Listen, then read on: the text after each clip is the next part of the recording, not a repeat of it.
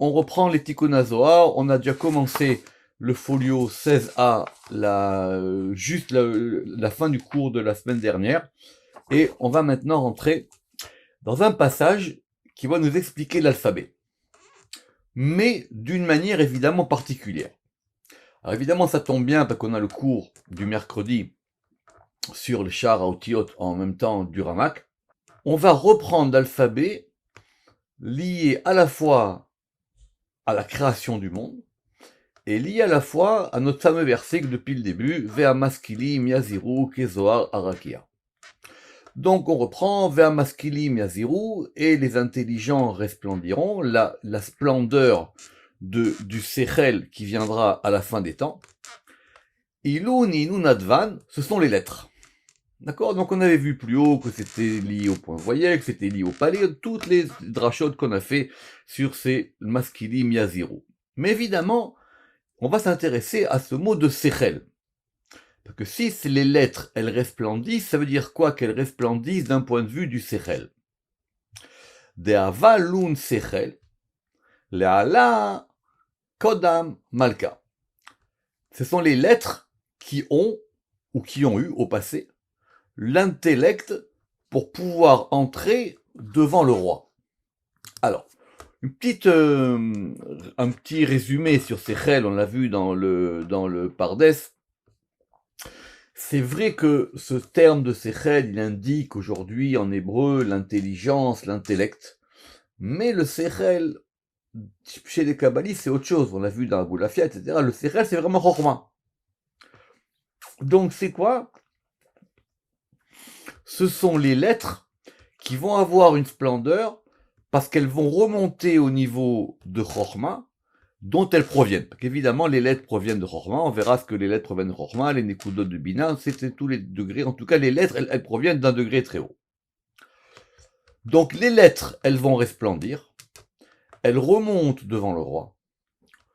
Kol chad al tikunoi, et chacune selon ses arrangements. C'est-à-dire que chacune, elles vont représenter quelque chose. Donc si, par rapport au cours du mercredi qu'on fait en ce moment, Sha'ar HaOtiyot, on a vu des aspects généraux des lettres. On a vu que les lettres, elles avaient une forme, les lettres, elles avaient une lumière, les lettres, elles indiquaient un flux, elles indiquaient beaucoup de choses, mais elles ont aussi un arrangement. La lettre, ça veut dire qu'elle est là pour arranger quelque chose. Quand on emploie une lettre, il y a une action qui se produit. Misitra de Gvura, alu koleu le mafrea. Et du côté de la Gvura, elles sont toutes venues à l'envers. Alors, pour ceux qui connaissent le début du Zohar, le passage le plus connu, on a là-bas aussi les lettres qui viennent. Et elles viennent devant le maître du monde pour dire « Moi, je veux que la Torah commence par moi ». C'est connu. Et ces lettres, elles viennent en sens inverse. Le Ramak, il en a parlé assez brièvement. Si on a un alphabet normal, de Aleph à Tav, on peut le lire à l'endroit, on peut le lire à l'envers. D'accord? Donc, soit de Aleph à Tav, soit de Tav à Aleph. Pourquoi est-ce que là-bas dans le Zohar, déjà dans Bereshit, la question se posait, pourquoi est-ce que les lettres, elles viennent à l'envers? Alors, simplement le principe, c'est que il y a un ordre des lettres quand elles viennent dans le sens normal. Cet ordre-là, il est lié à une lumière qui descend. Donc, ce serait plutôt chesed. Et quand ça remonte de la dernière lettre à la première, c'est ce qu'on appelle à l'envers, c'est l'ordre inversé des lettres, la note 5, qui correspond à Gvura.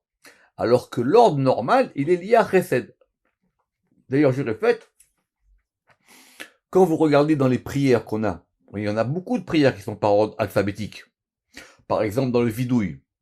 Par exemple, les grands vidouilles qu'on fait en Shana Kippour, vous regardez que vous avez le vidouille dans l'ordre alphabétique à l'endroit, et vous l'avez aussi à l'envers. Quand c'est ce qu'on appelle l'alphabet Aleph Bet Gimel, et ce qu'on appelle l'alphabet Tashrak. C'est-à-dire Tav, Shin, Resh, Kuf. Alors pourquoi est-ce qu'elles viennent à l'envers? Pourquoi est-ce qu'ici on a besoin de Gvura? Begin Dei Deroa Semala. Alors, qu'on a dit plus haut, Misitra des Gvura, du côté de la Gvura. Parce que la Gvura, elle correspond au bras gauche. Très bien, on a compris, le bras droit il est Chesed, le bras gauche il est Gvura. Et quand elles viennent à l'envers, elles vont former le mot Tishri. Alors il y a une distinction, est-ce qu'on dit Tishrei ou est-ce qu'on dit Tishri, mais en tout cas ça correspond au premier mois de l'année ordinaire. Et pourquoi est-ce qu'on a besoin de Tishri? Parce qu'on va décomposer le mot Bereshit, Daïou Bereshit, Be-Aleph Tishrei. Bereshit, ça veut dire dans le 1 du mois de Tishrei. Donc on a décomposé le mot Bereshit, on a dit Bet Aleph dans le 1, Be Aleph dans le 1 de Tishrei. Est-ce qu'on dit Tishrei ou Tishri? C'est une discussion chez les grammairiens. En hébreu moderne, maintenant on dit plus Tishrei, mais avant aussi on disait Tishri. Pourquoi le premier Tishri? Ça serait lié à Bereshit, parce que l'une des opinions dans la Gemara dit que le monde a été créé le premier mois du Tishri. Alors, il y a une discussion, est-ce que le monde y a été créé en Tishri, est-ce que le monde y a été créé en Nissan? Vous savez que la Torah, elle commence, elle, l'ordre des mois par le mois de Nissan, mais que nous, quand on compte le calendrier comme étant Rosh Hashanah, c'est-à-dire Tishri. Mais Tishri, normalement, d'après la Torah, c'est le 7e mois de l'année. D'accord. Maintenant, en discussion, est-ce que le monde, il a été créé le premier Tishri, ou est-ce que le monde, il a été créé le 25 Elul, et donc le premier Tishri, ce serait le jour où Adam Rishon aurait été créé. Ici, on va d'après l'opinion la plus commune, le monde a été créé en Tishri. Donc c'est normal que dans Bereshit, on trouve Tishri. Be'alef Tishri. Mais pourquoi est-ce que c'est lié à la Gvura? Begin debe midat hadin itbare alma. Parce que le monde, il a été créé par l'attribut du din. Ok. Alors, ça encore, c'est une discussion. Si vous voyez, c'est l'un des premiers rachis de la Torah. Comment est-ce que Dieu il a créé le monde? Est-ce que Dieu il a créé le monde par Midat Hadin? Ou est-ce que le monde il a été créé par Midat HaChesed? Rashi ramène que, d'après un Midrash, il a essayé par Midat Hadin que ça marchait pas. Que si on crée le monde selon l'attribut de rigueur, c'est trop compliqué, c'est trop dur. Et que par Midat HaChesed, non plus, c'est pas possible. Donc Dieu, il a créé le monde par Midat HaRachamim. C'est pour ça qu'il est marqué, ça va être expliqué dans la suite du Zohar. Mais comme c'est créé par Midat Hadin, c'est normal que ce soit l'ordre du din. Or, comme c'est l'ordre du din, ce sont l'ordre des lettres inversées. Doucement. Donc, Begin, des Midat Hadin, Idbare Alma, ou Begin da Alan le Mafrira, et c'est pour ça que les lettres, elles sont venues en ordre inversé. Tout de suite, les Tikkun HaZohar, ils objectent, Ve'aukmu, mais pourtant, ils ont établi, c'est-à-dire que ça a été établi ailleurs, même dans d'autres textes, des Beyimina Idbare Alma, que le monde, il a été créé par la droite, par Chesed. Ou Be'aleu Advan Kisidran, et les lettres, donc, elles sont venues dans l'ordre normal, Aleph Bet. Donc, notre discussion sur les lettres devient maintenant une discussion sur la création du monde. Verazad et Mila, et le mystère de cette chose-là, Amarti Olam Chesed Yibane, c'est dans les psaumes, j'ai dit que le monde serait créé par le Chesed. Simplement, ce verset, il est souvent interprété comme étant au présent. Or, c'est un futur. Amarti Olam Chesed Yibane. C'est ce que indique le Ramak dans la note 9. Ça veut dire que, quand on dit que le monde, il est créé par le Chesed, le monde, il sera créé par le Chesed. Pour le moment, l'attribut du monde, il est soit din, soit rachamim. Mais si tu dis que c'est rachamim, il y a forcément du Chesed avec. C'est la note 9, on va la lire. En fait, ce verset est au futur, et indique l'ordre du monde qui vient. Ça veut dire c'est le monde, ça veut dire au futur, qui va venir. Or, quand le monde sera créé, ou sera recréé par l'attribut de chesed, de générosité, alors n'auront place ni la mort, ni le penchant du mal, ni même la diminution de la lune, tous les éléments qui sont liés au mal dans la création. et les créatures humaines seront supérieures aux anges, et jouiront pleinement de la lumière infinie du premier jour réservé aux justes, c'est ce qu'on va expliquer plus tard. Mais, comme ici les Tikkun Zohar, ils ramènent cette discussion de est-ce que le monde il a été créé par Chesed ou Din, c'est-à-dire est-ce que l'alphabet il est à l'endroit ou à l'envers, ou Berinda, Kadalu Advan le Mafrea, ou Minai ou Kesidran. Et ça c'est un chidouche. À cause de ça, ça veut dire même si tu me dis que c'est fait par Midat HaRachamim, c'est les deux. Donc certaines lettres sont montées à l'envers, et certaines lettres sont montées à l'endroit. Donc certaines sont entrées à l'envers et certaines sont rentrées selon leur ordre, c'est-à-dire à l'endroit. Donc il y a eu les deux ordres. Pourquoi? Parce que Dieu il a voulu créer le monde par les lettres, jusqu'à ce qu'il associe et la droite et la gauche, ou bara beun alma, et c'est par elle qu'il a créé le monde. Vous lirez la note 12, comment est-ce que les Tikkun Zohar, ils ont compris que finalement c'est les deux, c'est Midat HaRachamim. Alors maintenant, on va reprendre un alphabet très compliqué, où on va avoir des éléments à l'endroit et des éléments à l'envers. Et tout ce passage qu'on va faire maintenant jusqu'à la fin du folio 16b, on va avoir maintenant une description de l'alphabet.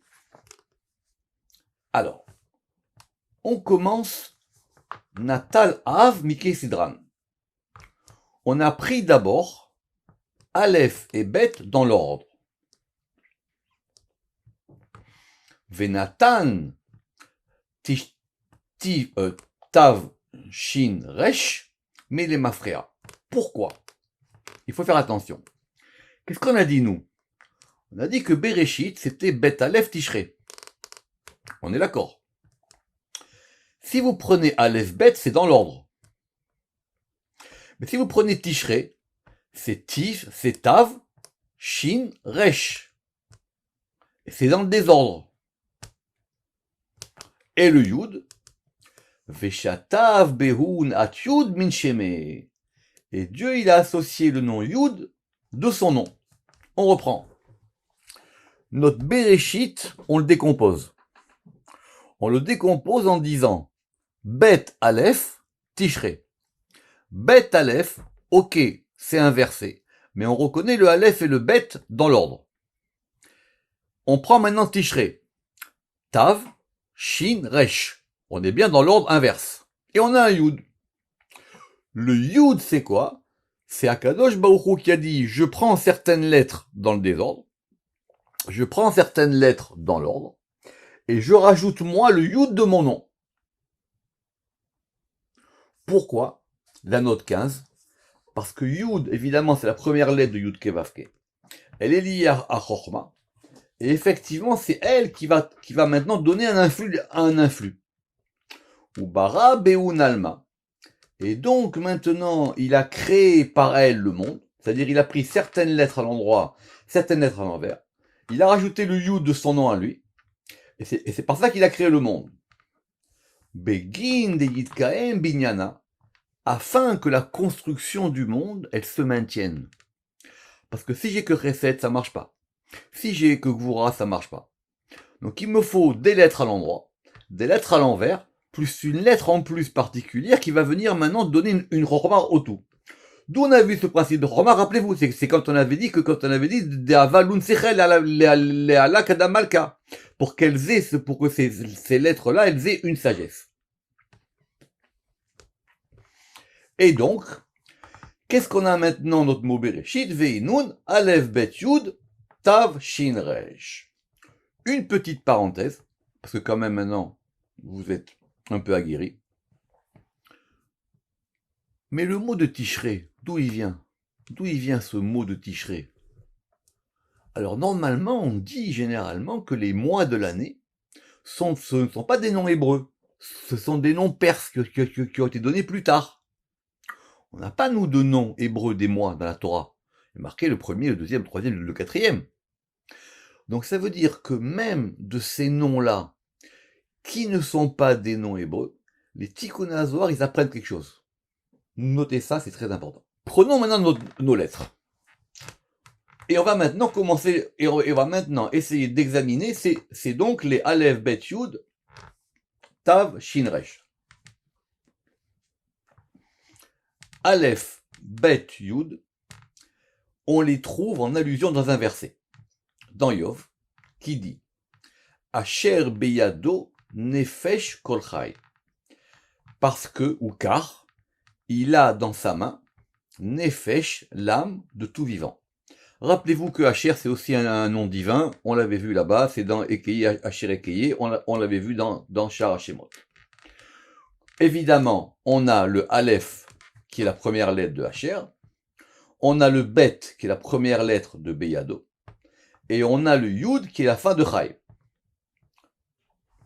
Vous lirez la note 18, donc effectivement, on a ces trois lettres, on a donc Aleph, Bet, Yud, et donc dans ce verset, qu'est-ce qu'on a? La lumière droite, puisque c'est dans l'ordre, hein, dans l'ordre droit, c'est dans l'ordre de Chesed, de la création, depuis le Aleph, et jusqu'à la fin, qui est le Yud.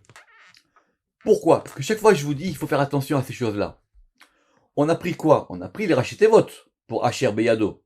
On a pris les premières lettres. Mais pour le Yud, on a pris la dernière lettre. Or, dans un mot, les Sofetevot n'ont pas la même puissance que les Rachetevot. Parce que le Rachetevot, c'est quoi? C'est la lettre qui donne l'impulsion du mot. C'est la première note. A, Bet, Asher, Beyado. Mais Chai, c'est la fin. C'est pour indiquer que le monde, il va dans l'ordre droit, Asher, Beyado, et il va jusqu'à Yud de Chorma. Alors maintenant, qu'est-ce que tu vas faire des lettres qui restent? Tav, Shin et Resh. Tav, c'est la Torah. Torah Tachem Temima, c'est un verset dans les psaumes. Shin, c'est Shabbat. Et Resh, c'est Reshit Chorma. Resh, c'est le début de la Chorma. Yirat Hashem. Qu'est-ce qu'on apprend de là? On apprend de là que ces 3 degrés de Torah, Shabbat et Reshit, ils proviennent, eux, de l'ordre inversé. Donc on a un Or Yachar, une lumière, on va dire, descendante, une lumière droite, et on a un Or Choser, une lumière qui va de bas en haut, qu'on va appeler une lumière réfléchie. N'oubliez pas qu'il y avait une porte dans le Pardes qui parlait de ces 2 types de lumière. C'est intéressant, parce que la Torah, ça veut dire qu'elle vient de la Gvura. Ça veut dire que Shabbat aussi. Et ça veut dire ici que maintenant, ce degré de Réchit, c'est le Réchit qui nous intéresse. Le degré de Réchit, il vient aussi du degré de la Gvura. On continue. Ou Bechou Léou. Alors maintenant, de toutes ces lettres-là, on avait donc quoi? Aleph, Bet, Yud, Tav, Shin, Resh. Là, Baal et Mithal, et là, Be'at, Bet. Mais, il n'a voulu commencer que par la lettre Bet. Parce qu'évidemment, une fois qu'on a ces lettres maintenant, laquelle on met en premier? Vous auriez dû me dire qu'on aurait dû mettre en premier le Aleph.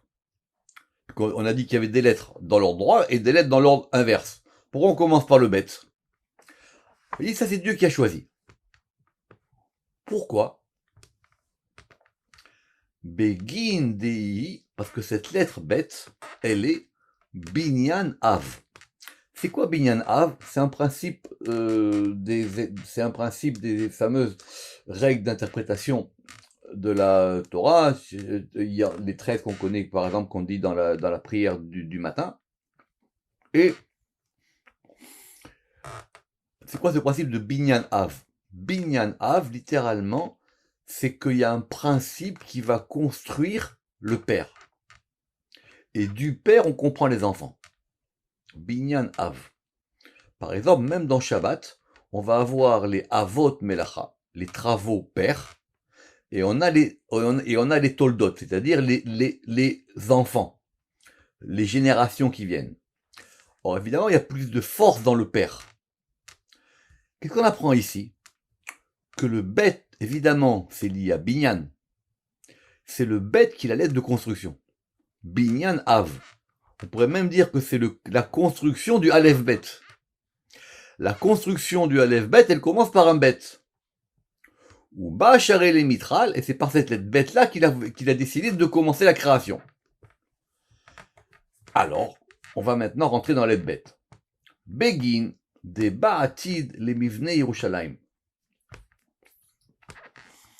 Pachout, on a dit qu'on construit le monde.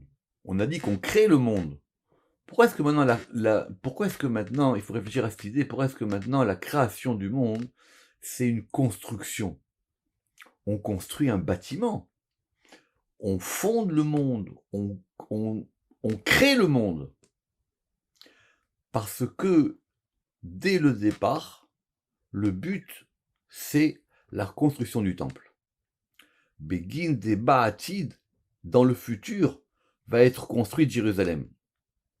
On parle de Jérusalem ici. Jérusalem. Kamadea Tamer, comme il est dit dans le verset dans les psaumes, Boné Yerushalayim Hashem. C'est Yud Kevavke qui construit Jérusalem. Évidemment, la lettre bête, c'est la première lettre de Boné. Des Im Hashem lo yivne va'it shave amalo bonav. Et on va faire maintenant des très beaux versets. C'est expliqué dans les psaumes que si Hashem il ne construit pas la maison, shave amalu bonav, c'est en vain que les constructeurs ils ont peiné. C'est une très belle phrase auquel il faut réfléchir. Il y a d'ailleurs une très jolie chanson qui est là-dessus en hébreu moderne après ce psaume. Ça veut dire que si quelqu'un il veut construire quelque chose et qu'il n'a pas une beracha qui vient du bête, ou il n'a pas Dieu qui l'aide dans la construction, alors comme le verset il dit, les constructeurs ils vont peiner en vain. Oui, on a vu ça, vous vous rappelez, dans la tour de Babel.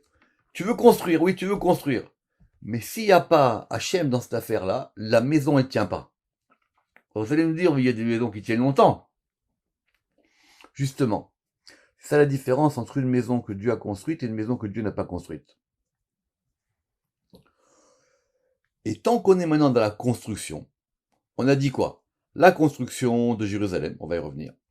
La construction de la maison, elle est pérenne. Ou binyana de oraita de alma, et la construction de la Torah et du monde, ou de alma, be'at bet atida le mivne. Elle sera construite dans le futur avec la lettre bet.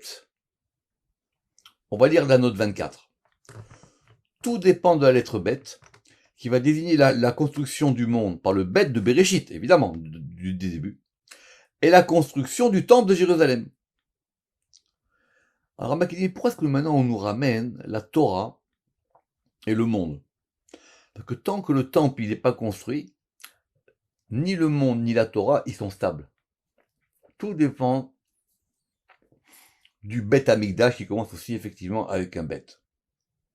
Ve'ala kaima alma. Et c'est sur elle que le monde se maintient. La construction de la Torah et du monde, elle dépend de la construction de Jérusalem et du temple. Donc tout de suite, dans Bereshit, il y a le projet. Ce projet, c'est qu'un jour, il y a un temple.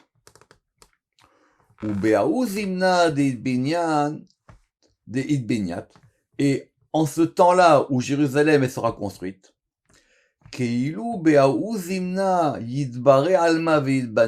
c'est comme si en ce temps-là, le monde il sera recréé et il sera reconstruit. Veda Bereshit bara Elohim, c'est ça que veut dire Bereshit bara Elohim. Le bet de la Torah, qui est appelé Reshit, puisque c'est Bereshit, et au temple qui est appelé Reshit. Vous avez compris, c'est le bet Reshit, Reshit c'est la Torah, et Reshit c'est le temple. Aval, mais, 4 Arab bet Reshon, Kilou, Aval, Matu, Vavo. Mais quand le temple il a été détruit, et on parle ici du premier temple, alors à ce moment-là, le monde y retourne au néant. Le monde y retourne au Tevavo. Vedaïou, et c'est pour ça que tout de suite le deuxième verset de la Torah il dit quoi? Ve'ares aita Tevavo. Et la terre elle était Tevavo. Alors, on va pas revenir sur des grandes interprétations, mais vous avez bien compris que quand il y a marqué Bereshit bara Elohim, Ve'ares aita, Est-ce que le Haïta, il est avant le bara ou après le bara? Une bonne question. Bereshit bara Elohim. Au début, Dieu, il a créé le monde. Atashim et Haaretz. Et la terre était. Mais la terre, elle était quand? La terre, elle était avant qu'il soit créé ou après qu'il soit créé? Alors, on va essayer que les Tikkun Hazor, c'est après. Vers Haïta. C'est pas comme d'après le Pshat. Mais une fois que maintenant, dès que ce temple, il est construit, Miyad et Binyat, alors tout de suite, on passe au troisième verset, Vayomer Elohim Yeor. Dieu, il a dit que la lumière soit. Entre parenthèses, les Tikkun Hazoar, ici, maintenant, il joue sur les verbes. Parce que Yeor, ici, c'est un futur. Qu'il sera de la lumière. Les Tikkun Hazoar, ils disent ici Yeor, pas qu'il soit, c'est il sera. Il y aura de la lumière. Quand c'est qu'il y aura de la lumière? Quand le temple sera créé. D'ailleurs même, vous lirez la note 30, le Vayomer aussi en général, même si qu'on dit comme un présent, ici les Tikkun Hazoar, ils le lisent comme un futur. Berin de Choladvan Neirin Be. Parce que en lui, c'est-à-dire le temple, toutes les lettres, elles éclairent en lui. Les lettres de quoi? Les lettres de la création. Alors, donc, ça veut dire que tu privilégies d'abord la construction. Mais tu viens de me dire que la construction, elle était là pour faire resplendir une lumière. Alors c'est la suite. Ve'afalgav de or ou aleph. Mais la lumière, c'est aleph. Or, ça vient par un aleph. Donc, qu'est-ce que tu veux? Tu veux d'abord la lumière ou tu veux d'abord la maison? C'est une bonne idée. Or, dile nara bavet. Alors, le bête, il illumine avec la lumière, avec sa lumière. Alors, le Rama qui tire de là, c'est pas facile à comprendre de ce qui est marqué ici, que l'alphabet de la création, commence par la lettre bête, mais qui dépend d'une lettre aleph qui est avant, mais qui va venir après. I-or. Or, maintenant, et c'est là que les Tikkun Hazoar, ils vont commencer à interpréter. Or, c'est quoi? C'est la lumière. Or, il est marqué combien de fois le mot lumière dans le premier jour de la création? Il est marqué 5 fois. Donc, on a un he. Bechamesh niurin. Parce que s'il y a marqué 5 fois le mot lumière, ça veut dire qu'il y a 5 lumières. Donc, ce sont les 5 lumières du he. Et c'est quoi le he? Évidemment, c'est le he là. C'est le he supérieur des Shema Kadisha. Donc, c'est 5. Donc, essayez de reprendre. On a un bête. Ce bête, il va maintenant faire permettre que la lettre Aleph, elle éclaire. Cette lettre Aleph, elle éclaire, et elle éclaire en 5 endroits. En 5 endroits, ça fait un He. On a donc maintenant établi notre Aleph Bet Tishrei. Ça suffit. Baruch Adonai Le'olam. Amen ve Amen.